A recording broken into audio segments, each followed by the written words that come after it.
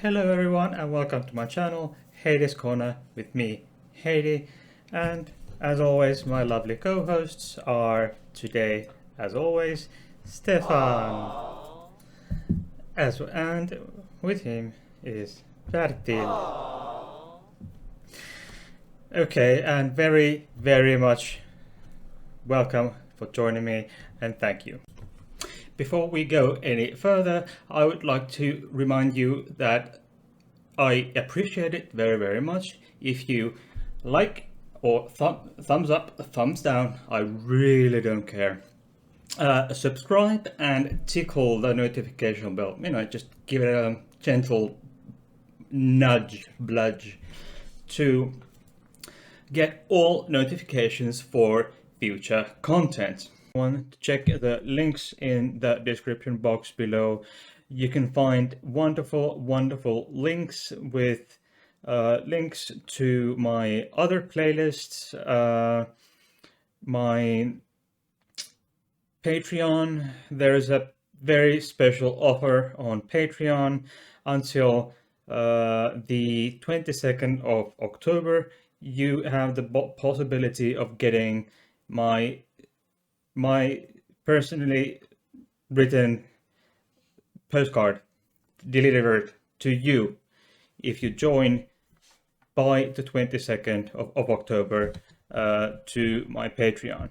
And there is also a link to my PayPal for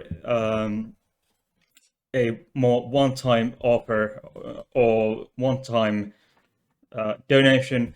You can do that on also on PayPal.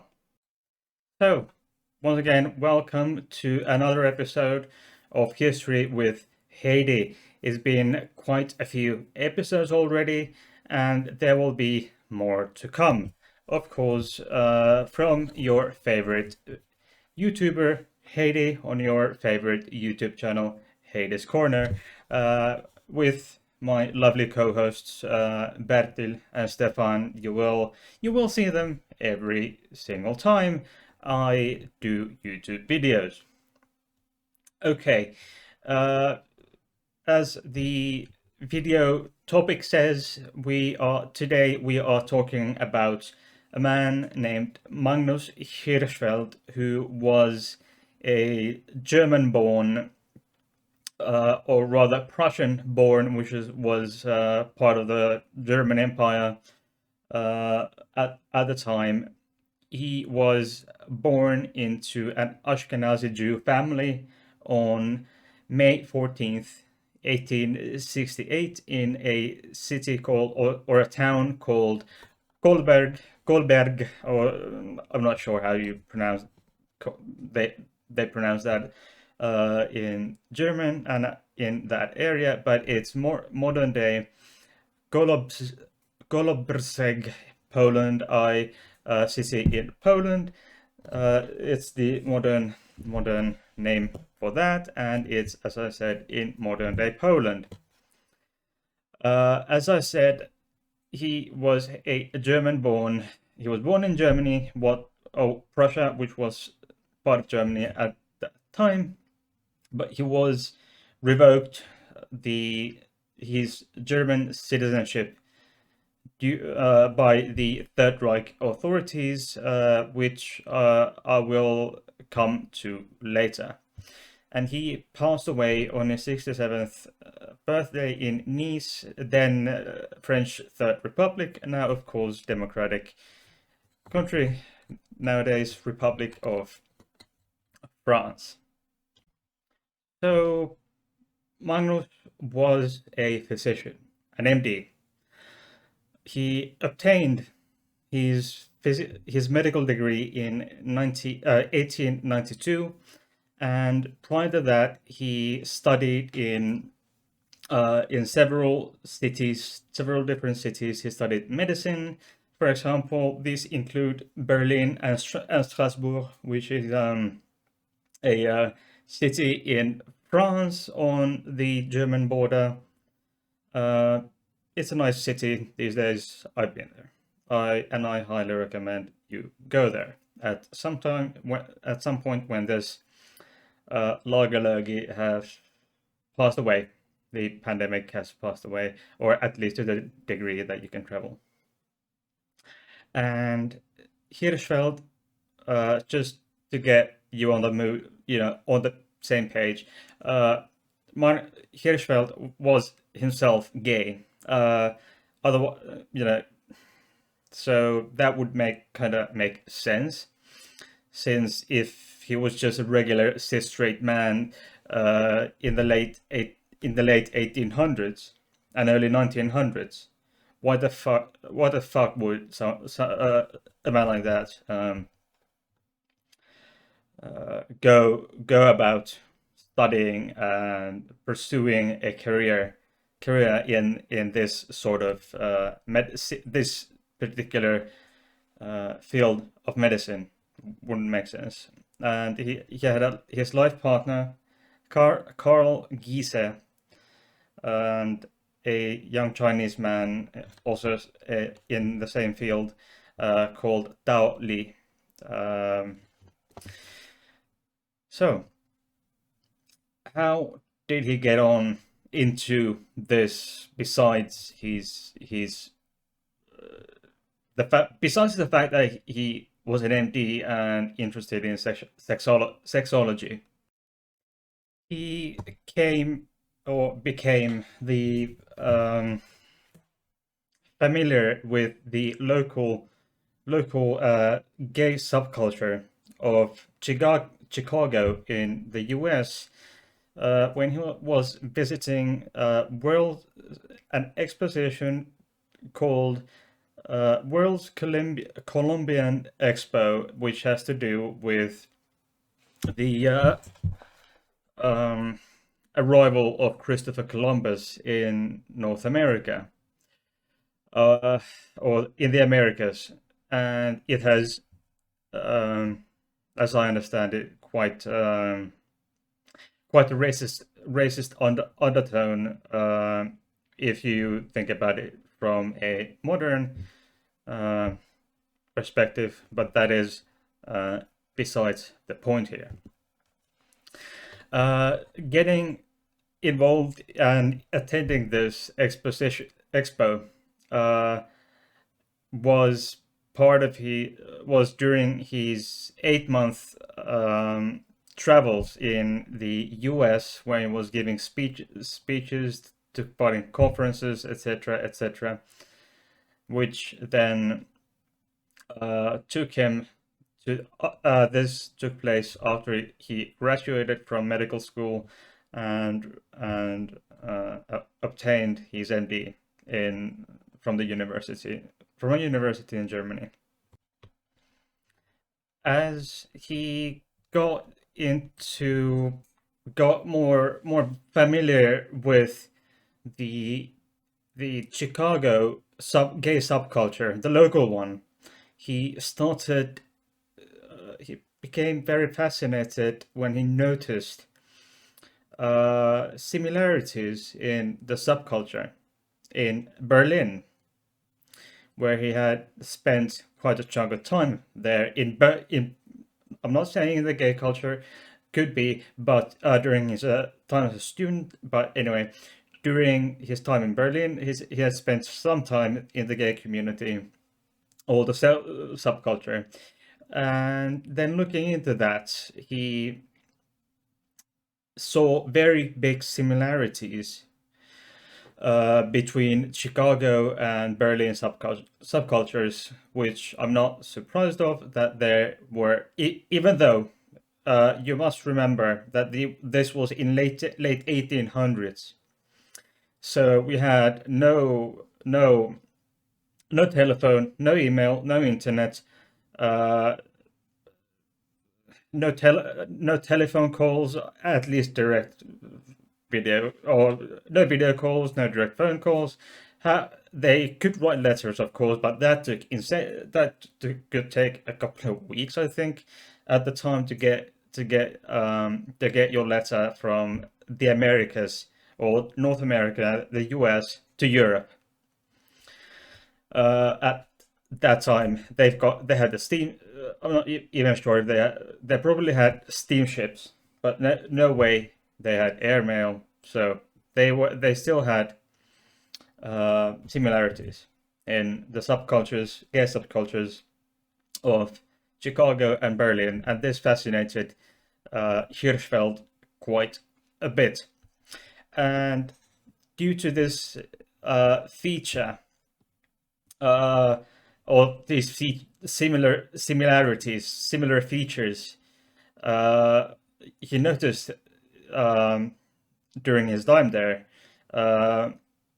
he developed an idea of universality among homosexuality around the globe, which was, I think, revolutionary in my humble opinion, especially in in this in this time and age, and especially now that we're talking about the U.S., the United States of America, one of the most conservative countries in the Western world. So there you go. As he was, and then as his work as a physician, he found something that I believe, at least based on what I could find, it was the first time someone actually did statistics on this.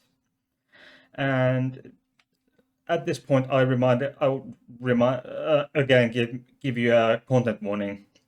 I will be talking about homophobia, the stigma that would often come with it, that is a taboo, talking about the taboo, self-harm, suicide, and so forth. So if you are sensitive to these topics, I suggest you jump ahead maybe a good minute and a half, so before I go on from this. Anyway, what he saw, which luckily we don't see that often anymore these days, was well, at least when it comes to well, the statistics are better that in this regard than what I think, as far as I can tell, the stats are slightly better. So it shouldn't be. It's not as bad as it was. But many of his patients, gay patients, were killing themselves.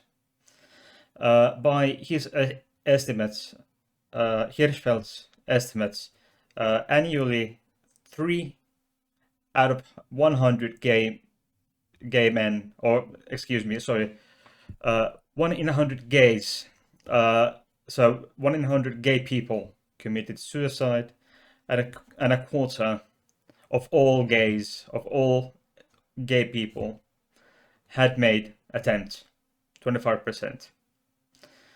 That has a strong resemblance to what the in some parts of the world, what the figures for trans people look like. But that is another thing that we should take into consideration a bit later on in this video, and in general population, which then unfortunately would come to the one statistics which is also sad, that at the time in his research and estimates, about 75% of his gay patients had suicidal thoughts at some point. That is very sad. The German word for suicide, Selbstmord, as far as I can, what I could find out. And what the stats and information that I found, it um, held much more than the English word. Uh, it held more condemnatory and more judging meaning or connotation, and both, and it was became and was a taboo and had a stigma to it, as well as the as well as homosexuality, which had a stigma, which still does at in some places even nowadays.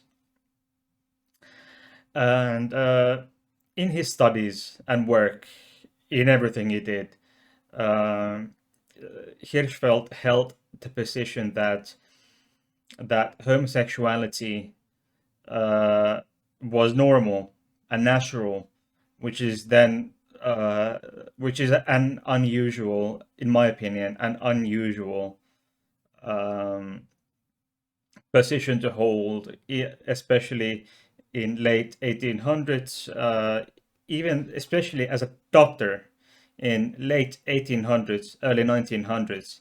Mind you, he passed away uh, in the 1930s, so it was that early on. Before that, so it did have a um, huge uh, thing back then. Between he had a career from 1892 until uh, when until his death in 1935. So that's one hell of a career for for um, for a gay man of the time.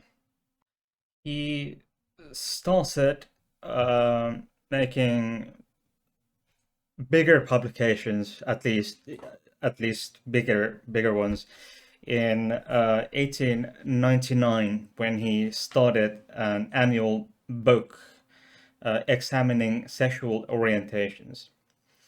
This first uh, public this was published first time publicly uh, from 1899 to 1923.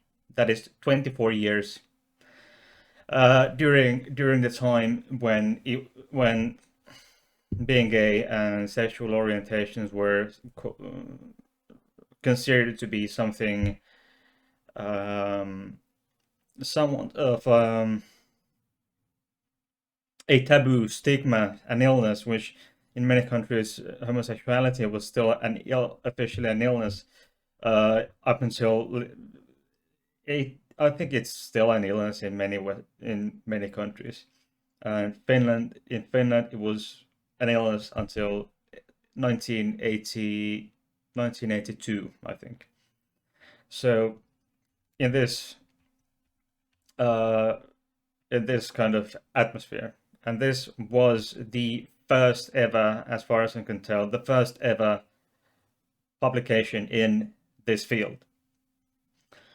Uh, Besides being pro LGBT plus, gay, uh, speaking for and looking for and seeking for equal rights for gay and other LGBT people. He was also a feminist, and he joined a feminist organization called Bund für Mutterschutz, which is League for Protection of Mothers in 1905, which was a pioneering organization, as far as I can tell. It campaigned to decriminalize abortion, against policies and against policies banning female teachers and civil servants from marrying or having kids. And that would have been in this sort of ban would have been in place in Finland in during this time, and few some decades after, as I understand it, as far as I can tell, this was in place at least for teachers, at least for female teachers, up until the World War II, which would have been quite amazing, thinking what kind of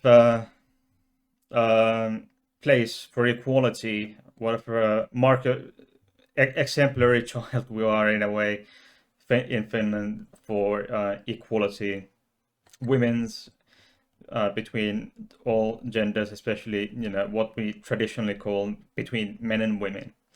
But we are in many ways a model country between along with Sweden, Norway, Denmark, and so forth.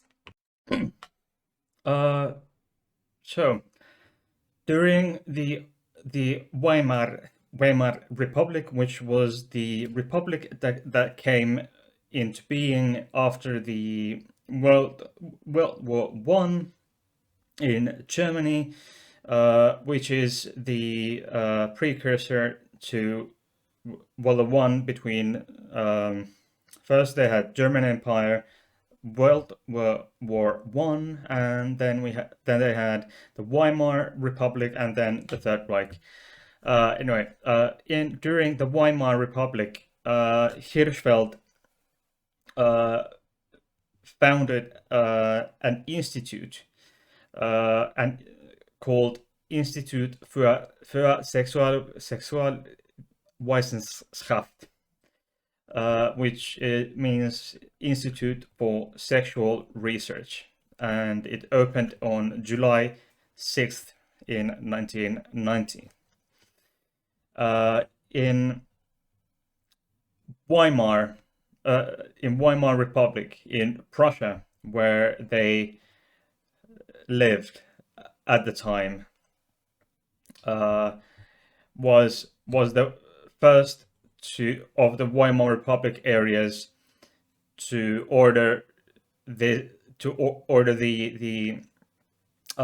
paragraph 175, which to be not acted on. The police were ordered not to enforce this paragraph 75, which criminalized homosexuality at the time, and not to, and it also made an illness, etc., etc.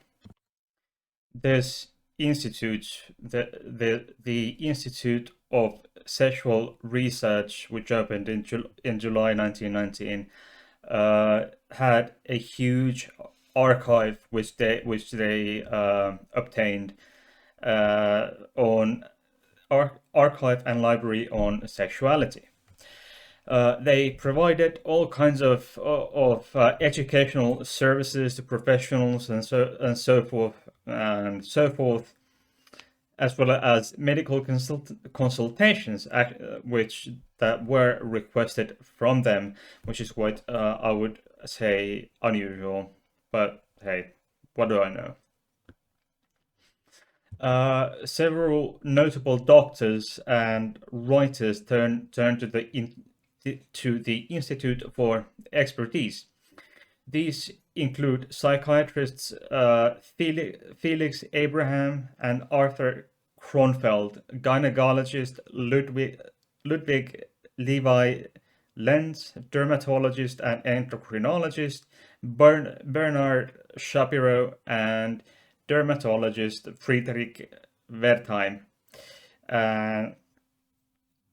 which is quite a list of doctors. These were very, very high profile doctors and respected experts of their time, and still are very respected in historic, at least, if not otherwise, then and in any other way than historically, in historical context, history of medicine, at least. Also, writers such as Christopher Isherwood, uh, and W.H. Auden describe several other writers, philosophers, and more to have visited the institute.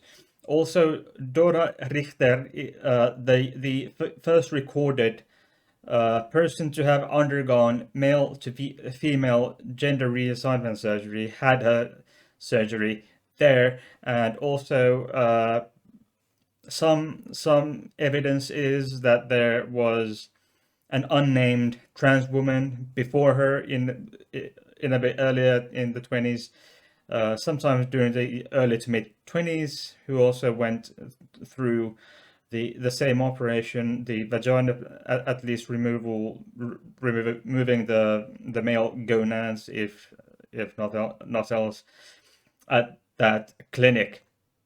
And later on, Hirschfeld performed several of said surgeries, both male to female and female to male surgeries, which is quite fascinating. And these are, as far as I can tell, the first recorded cases. These are the earliest sex reassignment surgeries. Some nowadays they are called gender reassignment surgeries, I think. But unfortunately, I will digress. I think it should be called sex reassignment surgery for a number of reasons, but this is not the time and place for this discussion. Between the wars, World Wars One and Two, Hirschfeld set up and organized the first Congress for sexual reform, leading to what was then later called the World League of Sexual Reform for and this was for greater openness for sex. And the latter was then organized in Copenhagen in 1928, London 1929, Vienna, Austria, Copenhagen, Denmark, London in 1928, London, England in 1929, Vienna, Austria, 1930, and Brno in what is now in 1932, which Brno is now in what is modern day Czech Republic. And this would be, as far as I can tell, was this conference in Brno, modern Czech Republic of 1932, was the last of these conferences. As we all know, by the early 1930s, the political climate in Germany had changed and shifted rather dramatically, which then led to the rise of, unfortunately, the Third Reich in the early 1930s. And around that time, the institute got sacked. The staff was beaten. The premises of the institute were smashed, and the SA carried more extensive, some fabulous shit there. They burned pretty much every single book that could be found in the library, and the institute was just destroyed, absolutely destroyed. He was gay. He was was gay and a Jew, so he wasn't in very good position. By this time, Magnus Hirschfeld was already in exile in Switzerland, and by by this time, at latest, his German citizenship was revoked, uh, which wasn't too big of a surprise, really. What what the fuck would you expect from the Third Reich to do to a gay gay Jew, gay Jew doctor? So we can leave it at that, and that rant.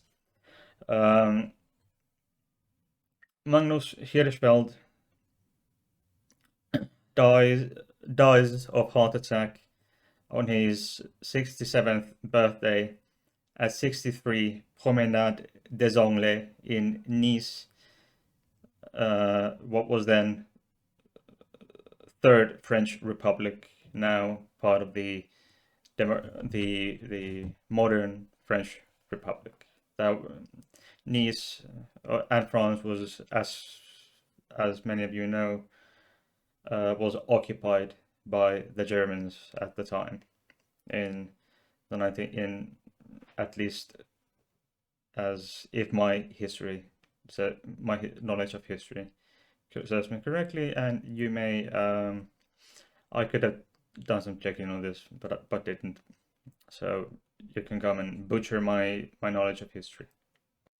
What was his Magnus Hirschfeld's legacy then? Why am I talking? Why is it so damn so goddamn important?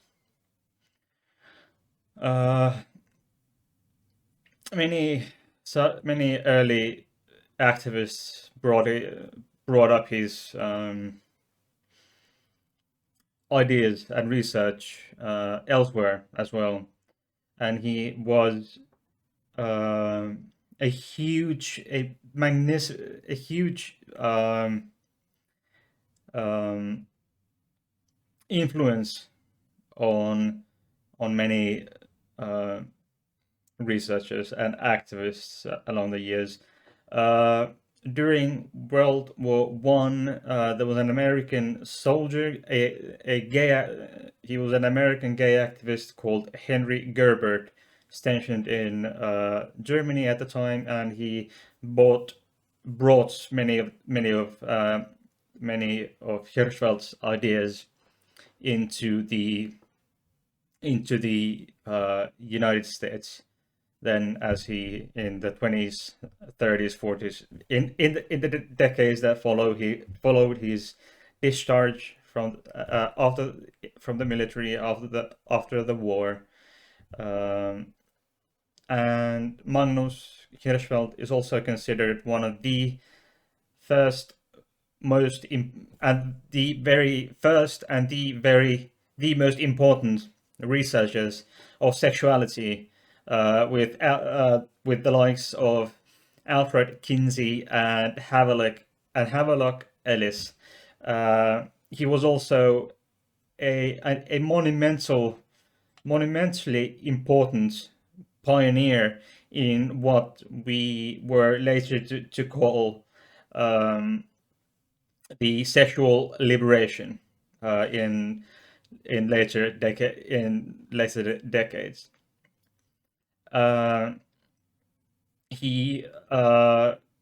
His work, his work and research and stuff, and activism helped to form the first national gay rights association, the Mattachine Society, in 1950, which was then to operate for a very long time. The Irish National LGBT Federation formed Hirschfeld Center, which is the second LGBT community center, and which was then opened in 1979. And also West Berlin was saw the founding of Magnus Hirschfeld Society. The founding of the Magnus Hirschfeld Society in West Berlin in 1982 was instrumental in showing that the German society has changed. To see that the state, Germany is not as homophobic, transphobic, bigoted shit hellhole that it was at least in those senses, that as it was when Hirschfeld was alive himself. And Hirschfeld's pioneering heritage is still seen in studying history of research on history and research on sexuality, gender, sexual reform movement, and scholarly disciplines in the field, as well as life reform movements, which is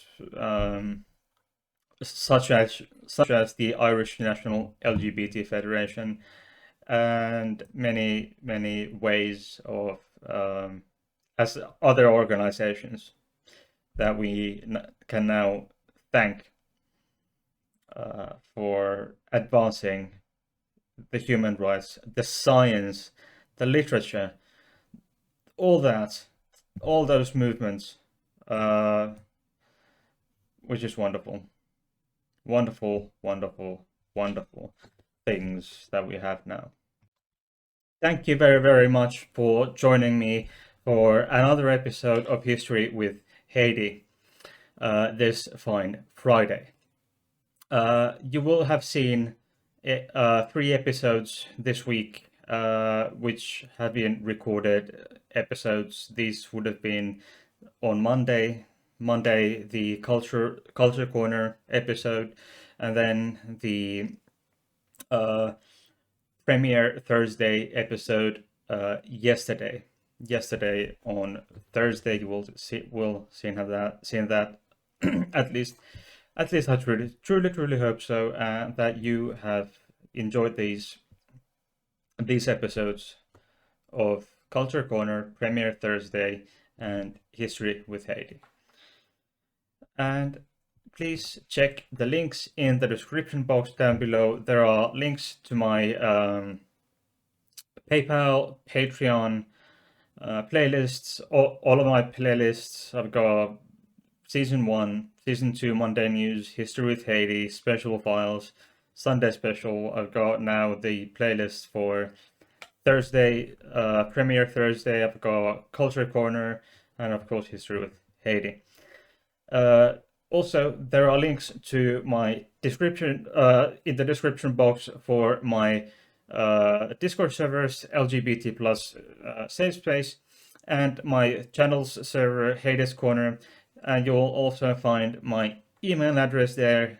Of course, it's Heidi's Corner or Heidi's Corner at gmail.com. Please check those links out. Leave a comment, and thumbs up, thumbs down. I don't really mind. And I will see you on Monday.